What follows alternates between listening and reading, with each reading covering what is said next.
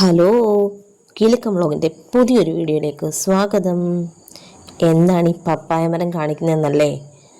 അവൻ എത്ര പ്രൗഢിയോടുകൂടെ നിന്നാ ഇതാ കിടക്കണ കിടപ്പ് കണ്ടില്ലേ, വെട്ടിയിട്ട വാഴത്തണ്ട് പോലെ. ഇന്നലെ രാത്രിയിലത്തെ മഴയിലും കാറ്റിലും ഒക്കെ അടർന്നു വീണതാണ് കേട്ടോ. കുറേ ഓമയ്ക്ക ഉണ്ടായിരുന്നു.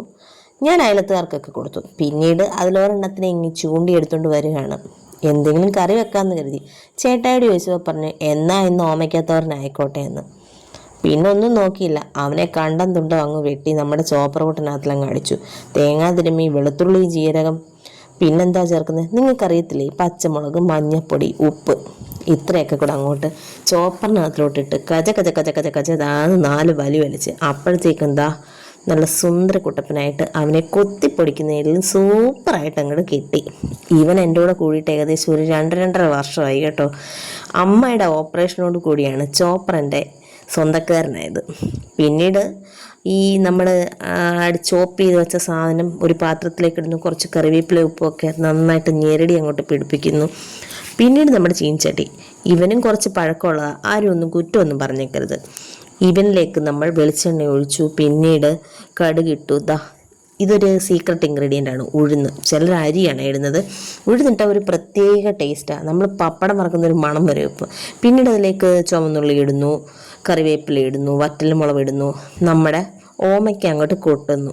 അതോടുകൂടി ഓമയ്ക്കത്തോരൻ റെഡിയാവാൻ തുടങ്ങുകയാണ് കേട്ടോ. ഉപ്പിട്ട് ഞെരടിയത്, അതുകൊണ്ടാണ് ഉപ്പ് പിന്നീട് നമ്മൾ ചേർക്കാഞ്ഞത്. നമ്മുടെ ഓമയ്ക്കത്തോരനും ക്യാബേജ് തോരനും ഒക്കെ ഭയങ്കര ടേസ്റ്റ് കൂടാൻ പറ്റിയ ഒരു ഇൻഗ്രീഡിയൻറ്റ് ഞാൻ പറയട്ടെ, നമ്മുടെ ഉണക്കക്കൊഞ്ച്. ഇതിനകത്തിൽ കുറച്ച് ഉണക്കക്കൊഞ്ചും കൂടി ഇടാമെങ്കിൽ ഭയങ്കര അസാധ്യമായ ടേസ്റ്റ് ആയിരിക്കും കേട്ടോ. അത് മാത്രം മതി പിന്നീട് ചോറിനാനായിട്ട്.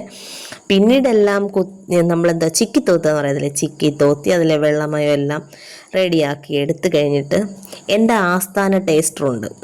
ഇപ്പോൾ ഞാൻ എന്ത് വെച്ചാലും ആദ്യം ടേസ്റ്റ് ചെയ്യിപ്പിക്കുന്നത് പുള്ളിയെയാണ് കേട്ടോ. ഉപ്പും പുളിയും പാകത്തിനൊക്കെ അത്യാവശ്യം പറയും, കുഴപ്പമില്ല. പിന്നീട് ഞാൻ അതിൽ നിന്നൊരു പ്ലേറ്റിലേക്ക് കുറച്ച് കോരി പുള്ളിക്കത് കൊടുക്കാനായിട്ട് പോവാം. പുള്ളി പൂമുഖവാതിക്കൽ ഇരിക്കുകയാണോ? പൂമുഖവാതിക്കൽ സ്നേഹം പകരുന്ന പൂന്തിങ്കളാണ് എൻ്റെ വിജയമ്മ. ദാണ്ടിരിക്കുന്നു. എന്തോ വലിയ ചിന്തയിലായിരുന്നു. പിന്നെ ഓമയ്ക്കത്തോരനല്ലേ, ഒന്നും നോക്കിയില്ല, ടേസ്റ്റ് നോക്കിയിട്ട് പറഞ്ഞു സൂപ്പറാണെന്ന്. അപ്പം ഈ ചെറിയ വീഡിയോ എല്ലാവർക്കും ഇഷ്ടപ്പെട്ടെങ്കിൽ ലൈക്ക് ചെയ്യാനും ഷെയർ ചെയ്യാനും സബ്സ്ക്രൈബ് ചെയ്യാനും മറന്നു പോകല്ലേ. അപ്പോൾ ഓക്കെ, ബൈ.